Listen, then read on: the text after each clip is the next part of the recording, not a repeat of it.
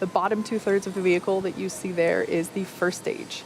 And if you look closely, you can actually see I guess the white clouds there are covering it up at the moment, but there are soot markings still on the vehicle from its previous 5 flights. The first stage has 9 Merlin engines that do the bulk of the work to get Falcon 9 off the ground and up into the thinner parts of the Earth's atmosphere before separating from second stage and making its way back down to Earth for landing. Today we will be attempting to recover this first stage for the 6th time. This time we'll be doing that on our drone ship, Of Course I Still Love You, which is currently stationed in the Atlantic Ocean. You can see it there on your screen, about 350 nautical miles northeast of our Cape Canaveral, Florida launch site. On top of the first stage is the inner stage, which is the black segment of the rocket that you see there. The reason it's black as opposed to the rest of the vehicle is because it is unpainted TPS, or thermal protective system. And that that TPS is what protects the composite material in which the inner stage is made out of. The inner stage is what connects the first stage to the second stage and protects the second stage's single Merlin vacuum, or MVAC, engine during launch.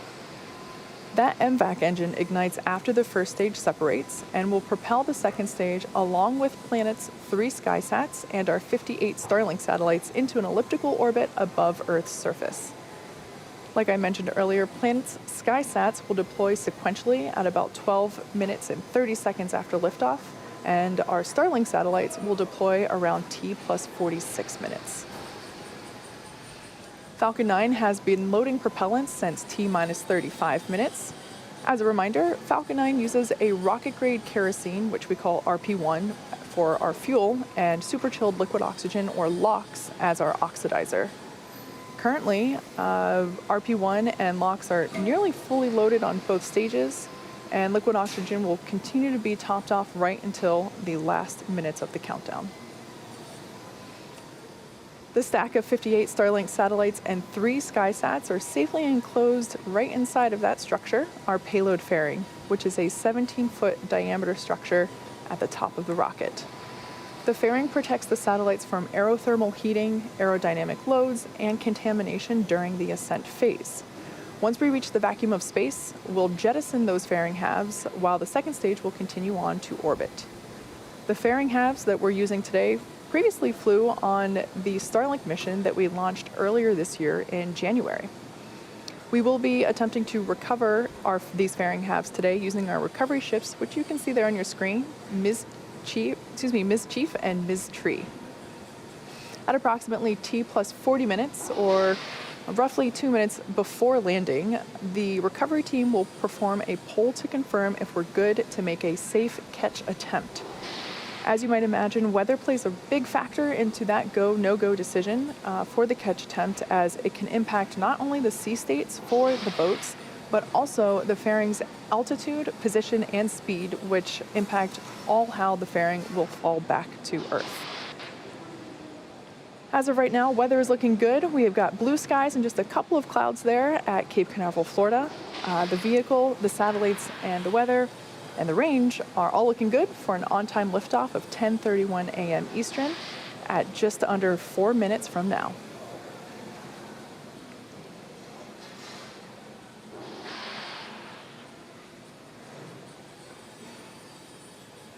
For those of you that might be newer to the Starlink program, little info for you. Our mission is to bring high-speed, low-latency internet to people all over Earth. Every one of these Starlink missions gets us closer to achieving that goal. Some of the most exciting opportunities for Starlink are locations where traditional fiber or cable is simply not practical, such as rural and remote communities. It's also exciting for places where fiber and cable are impossible, such as aircrafts and cruise ships. This is a big endeavor, and we have a lot of work ahead of us, but today's launch gets us one step closer to these goals. If you're interested in getting future news about our Starlink service, head on over to starlink.com and sign up for updates. And if you're interested in helping roll out Starlink to the world, our Redmond, Washington location, which is just outside of Seattle, is looking for talented software engineers. The software engineers here at SpaceX get to drive work across exciting projects such as our rockets, spacecrafts, and satellites and ground systems. Send your resume to softwarejobs@spacex.com if you're interested in joining our team. So right now we are just under 2.5 minutes from liftoff, and Falcon 9 is moving into the final stages of the countdown. Right now, the first and second stages are nearly fully loaded with 1 million pounds of kerosene fuel and liquid oxygen. Fuel is completely loaded. LOX on the first stage is also completely loaded, and we are continuing to top off the liquid oxygen loading on the second stage. Super chilled liquid oxygen, which, like I mentioned, we call LOX, is our propellant oxidizer, and that's what is creating those white clouds around the vehicle that you see there. Stage 2 LOX. This happens when liquid oxygen is exposed to ambient air, which is warmer, and causes the liquid oxygen to evaporate into gas and form those white clouds. The first stage should finish prop loading here, and actually I just noticed that all fuel tanks and liquid oxygen tanks are now fully loaded, so complete there on the prop load. Here in just 30 seconds or so, we'll hear a call out that Falcon 9 is in startup. It means that the rocket's autonomous internal flight computers have taken over the launch countdown. At T-minus 2 seconds, the Merlin engines will light, and liftoff will be commanded to the vehicle at T-minus 0. So right now, as we approach the T-minus 1 minute mark, the Starlink payload and the Planet payloads continue to look healthy. Falcon 9 team is tracking no issues on the rocket. Weather continues to look good, and the range is green for launch. Falcon 9 is in startup.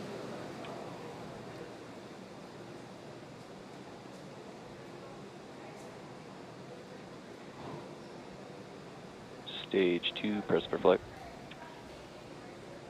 LD is go for launch.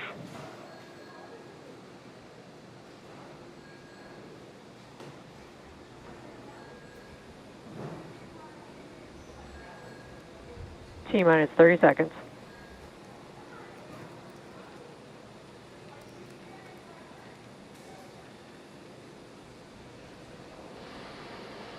Okay, so we're in the final phases of the countdown. Let's Stage watch 1 as startup Falcon pressures. 9 takes T-minus our 15 58 seconds. Starlink satellites and Falcon 3 9 Planet is taking SkySats flight. into orbit.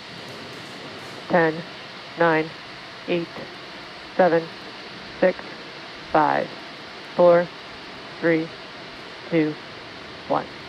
0. Ignition. And liftoff with the Falcon 9. Go Starlink.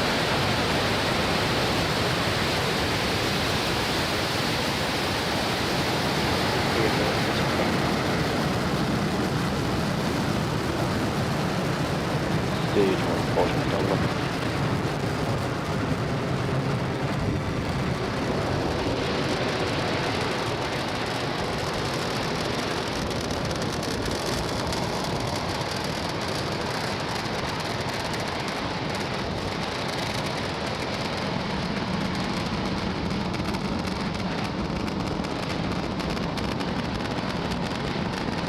A successful liftoff of Falcon 9 Power and from telemetry Space nominal. Launch Complex 40 for this 11th Starlink mission. The 3 Planet SkySats and our 58 Starlink satellites are on their way to space. In about 10 seconds, we will be approaching max Q. Merlin engines are Vehicle now is throttling supersonic. down as they anticipate the moment of greatest aerodynamic pressure.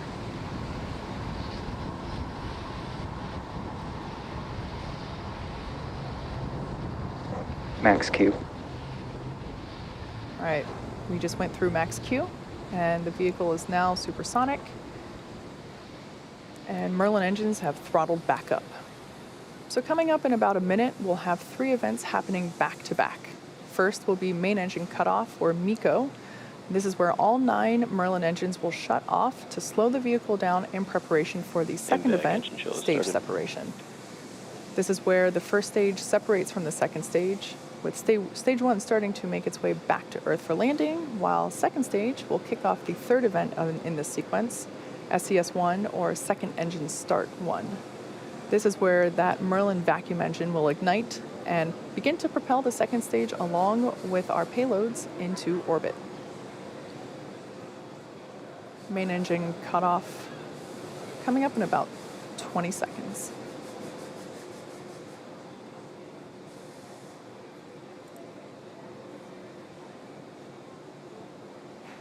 Everything continuing to look nominal for stage 1.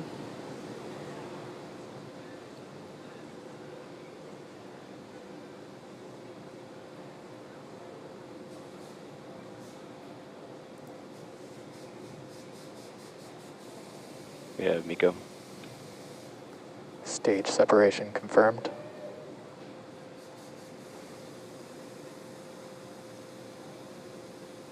And impact ignition. All right, so there we saw those 3 events all happen in quick succession. Stage 1 is now making its way back to Earth. There on the left-hand side of your screen, we can see the grid fins slowly deploying.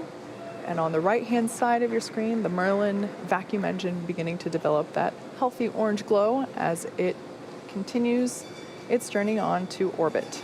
Fairing separation confirmed. We're just a few seconds away from fairing deployment.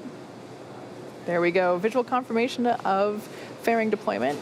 Once again, as a reminder, we flew those fairings on a previous Starlink mission in January earlier this year. So with that, we have successfully reused this fairing pair. Like I said earlier, we will be attempting to catch those fairing halves with our recovery ships, Ms. Tree and Ms. Chief.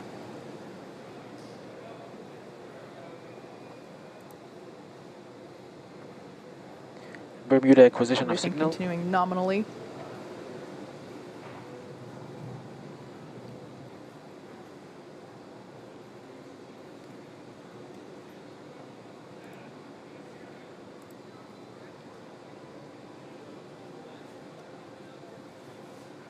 While the second stage is continuing to do its job, the first stage is making its way back home to Earth. In the next few minutes, it will be executing 2 burns. The first is the entry burn, where 3 of the Merlin engines at the bottom of the first stage will light up and begin to slow the stage down as it re-enters the upper part of the Earth's atmosphere. The second burn is known as the landing burn. This is a single engine burn that will bring the vehicle speed down rapidly in order to make a soft landing on the drone ship.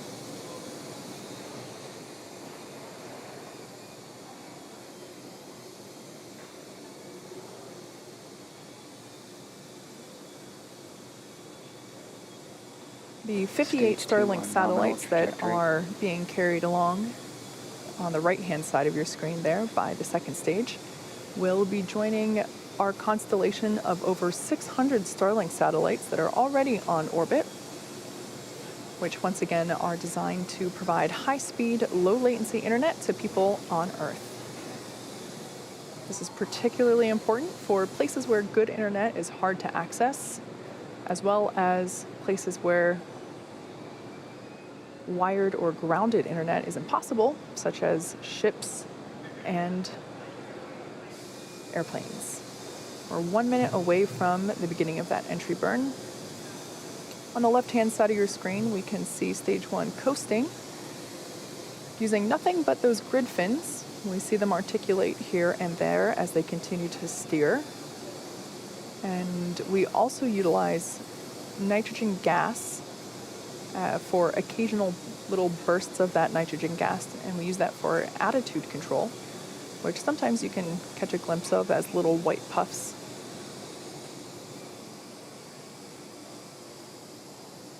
Second stage continuing nominally, now at 1.5 Gs for acceleration.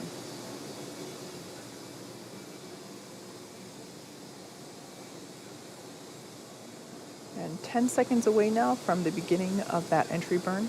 Again, this is the first of 2 burns intended to slow the vehicle's velocity Stage down 1 as it FTS is re-enters saved. the Earth's atmosphere. Stage 1 entry burn startup. And there we can see that the entry burn has begun and will last for about 20 seconds. Stage 2 continues on nominal trajectory. Again, this burn utilizes 3 engines at the base of the rocket. And Stage there 1 we entry can burn see the shutdown. entry burn has concluded. Second stage trajectory is still looking nominal.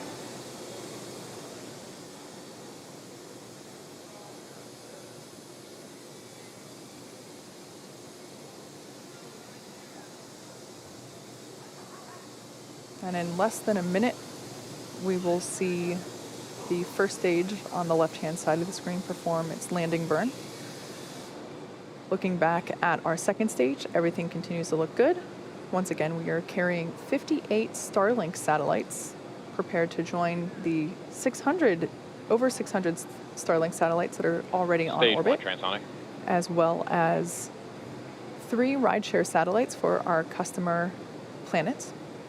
Those 3 SkySats will join the 18 SkySats that are already also on orbit.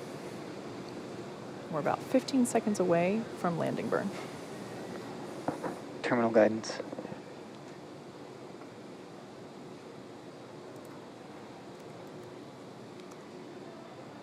Stage 1 landing burn.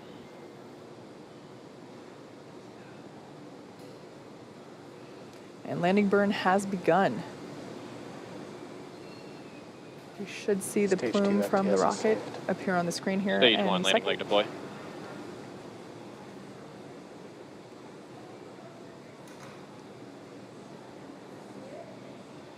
Our touchdown and shut off. Successful Stage 1 landing landing confirmed. of the first stage booster. Once again, this is the 6th time that we have utilized this booster on a mission, also marking its 6th landing. This is the Of Course I Still Love You drone ship in the Atlantic Ocean.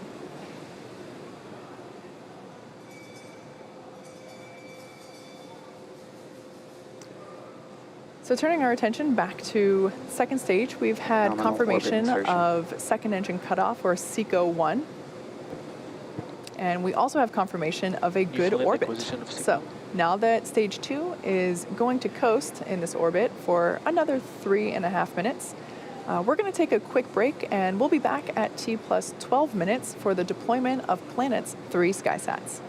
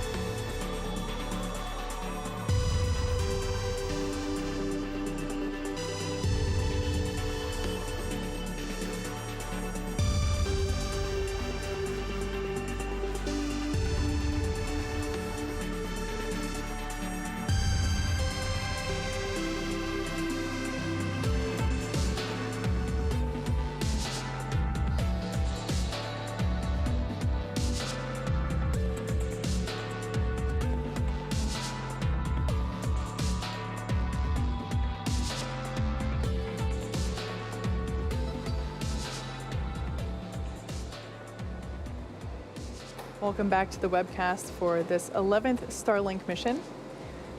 We had an on-time liftoff from Cape Canaveral, and everything is looking nominal for our second stage. As we can see on our screen there, the stack of payloads. We are carrying 58 Starlink satellites, as well as 3 rideshare satellites for our customer planet. We're about 10 seconds away from the first of 3 deployments for those Planet SkySats.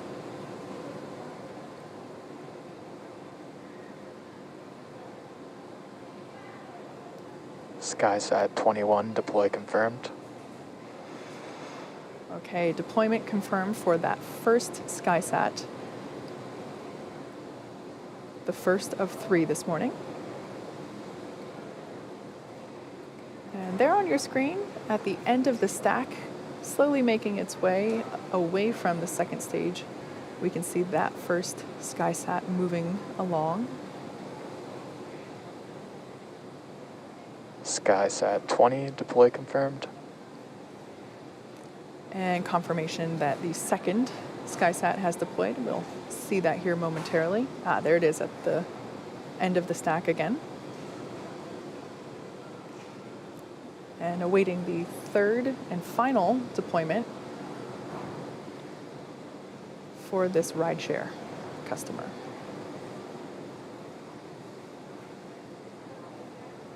And SkySat 19 deploy confirmed. And deployment confirmed for that third and final SkySat for our customer planet. These 3 SkySats will be joining 18 already on orbit, which will complete the fleet of 21 and make it the largest high-resolution fleet of satellites in orbit to date. Like I mentioned before, they'll be capable of imaging a single location up to 12 times a day. Right now, stage 2 is going to continue to coast in this orbit for a few more minutes. During this time, it will start to spin along its central axis, which will give those Starlink satellites the momentum they require to space themselves out over time after deployment at T plus 46 minutes. So right now, we're going to take a break, but stay tuned because we'll be back at T plus 45 minutes in preparation for the deployment of those 58 Starlink satellites. Stay with us.